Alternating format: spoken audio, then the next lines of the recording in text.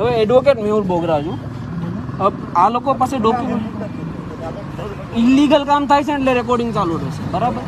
હવે હું તમને રજૂઆત કરું કે આમની પાસે તમામ ડોક્યુમેન્ટ છે, ઘરે પડ્યા છે, ભૂલાઈ ગયા છે, બરાબર.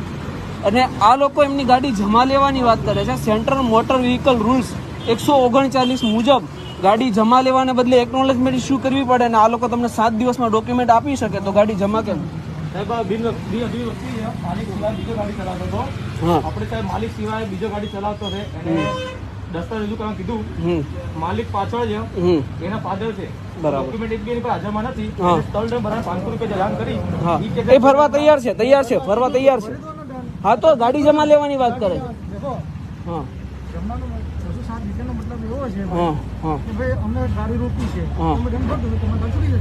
એટલે 500 રૂપિયા દંડ ભરી દો, એકનોલેજમેન્ટ ઇસ્યુ કરી દો. આ લોકો તમને બધા પુરાવા